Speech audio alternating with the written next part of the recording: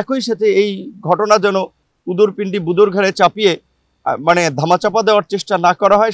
দেশের স্বাধীনতা সার্বভৌমত্বকে ক্ষুণ্ণ করার জন্য, সেই সেনাবাহিনীকে পঙ্গু করার জন্য যে একটি পরিকল্পিত হত্যাযজ্ঞ চালানো হয়েছিল, সেটির বিচার বিগত সরকার তো করেই নেই, সেনা সদস্যদের প্রতি ন্যূনতম সম্মানও দেখায় নাই। সেখানে ছাত্র জনতার গণ অভ্যুত্থান পরবর্তী অন্তর্বর্তীকালীন সরকার অন্তত 25শে ফেব্রুয়ারিকে জাতীয় শহীদ সেনা দিবস হিসেবে ঘোষণা করেছে।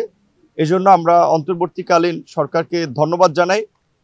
একই সাথে আমরা মনে করি যে বাংলাদেশের ভবিষ্যতের জন্য স্বাধীনতা সার্বভৌমত্বের প্রশ্নে এই পিলখানা হত্যাকাণ্ডের একটি সুষ্ঠু, নিরপেক্ষ ও বিশ্বাসযোগ্য তদন্ত হওয়া দরকার এবং এর পেছনে যেসব কুশীলবরা জড়িত সেটা জাতির সামনে উন্মোচন করা দরকার। আমরা মনে করি এই ঘটনা শুধু দেশের অভ্যন্তরীণভাবেই ঘটেছে এবং অভ্যন্তরীণ শক্তি জড়িত সেটা নয়, এর সাথে বহিঃশক্তি জড়িত। তার দৃশ্যায়ন এবং বিভিন্ন ঘটনা আমরা 2009 সাল পরবর্তী সময় দেখেছি। একটা স্বাধীন সার্বভৌম গণতান্ত্রিক রাষ্ট্রকে কিভাবে একটি ব্যর্থ অকার্যকর রাষ্ট্রে পরিণত করা যায়, তার জন্য 2009 সাল থেকে পরবর্তী সময় বাংলাদেশের বিভিন্ন প্রতিষ্ঠানগুলো আপনারা দেখেছেন ধ্বংস করা হয়েছে, গণতন্ত্রকে হত্যা করা হয়েছে এবং দেশে একটা একদলীয় শাসন কায়েম করে কার্যত বাংলাদেশকে একটি ভিনদেশী করদ রাজ্যে পরিণত করেছিল। এটা বোঝাই যাচ্ছে যে এটা 2009 সাল থেকে যে ঘটনাগুলো চলে আসছিল তার সাথে একটা নেক্সাস। সেই জায়গা থেকে আমরা দেখেছি যে সাবেক স্বরাষ্ট্র প্রতিমন্ত্রী ছিলেন, আপনারা দেখেছেন জনাব তানজিম আহমেদ সোহেল তাজ, তিনি গতকালকে সোশ্যাল মিডিয়াতে তার ভেরিফাইড ফেসবুক পেজে স্ট্যাটাস দিয়ে তিনি বলেছিলেন যে এই ঘটনায় তিনি পূর্ণ সহায়তা করতে চান। এটি আমি মনে করি এই সময়ের এই তদন্তের জন্য এবং জাতির সামনে সত্য উন্মোচন করার জন্য একটি সহায়ক ভূমিকা হতে পারে, যেহেতু তার এতদিন পরে তিনি হলেও মুখ খুলেছেন, কারণ তিনি ওই সময় ষষ্ঠ প্রতিমন্ত্রীর জায়গায় ছিলেন। তিনি নিশ্চয়ই এই ঘটনার অনেক কিছু জানেন এবং এই ঘটনার সাথে কিংবা এই ঘটনাকে আড়াল করার জন্য, ধামাচাপা দেওয়ার জন্য, বিশেষ করে আপনারা জানেন যে বেশ কিছু নিরীহ নিরপরাধ বিডিআর সদস্যদেরকেও কিন্তু অযথা দীর্ঘদিন ধরে কারাগারে রাখা হয়েছে, তাদের কয়েকজন মুক্তি পেয়েছে, এখনও অনেকে মুক্তি পায়নি।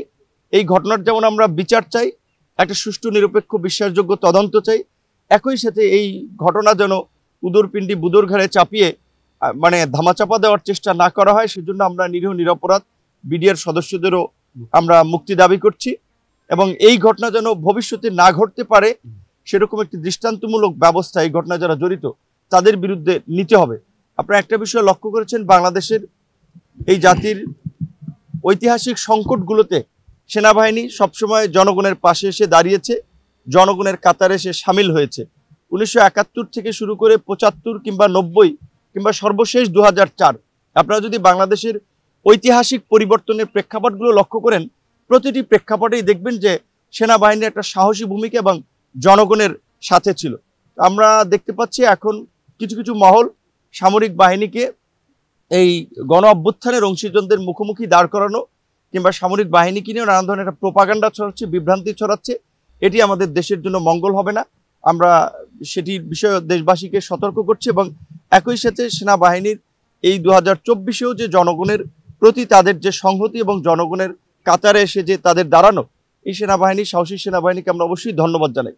একই সাথে আয়নাঘরের মতো আপনার এই মধ্যযুগীয় বর্বর নির্যাতন নিপীড়নের সাথেও যারা জড়িত ছিল, হয়তো সেটা সেনাবাহিনীর কতিপয় কর্মকর্তা, সবাই না, এই পিলখানা বিডিআর হত্যাকাণ্ড এবং তদন্তের পাশাপাশি আয়নাঘরের মতো মানবতা বিরোধী অপরাধেও যারা জড়িত তাদেরকেও বিচারের মুখোমুখি করা দরকার। ইতিমধ্যেই তাদের কয়েকজনকে গ্রেপ্তার করা হয়েছে।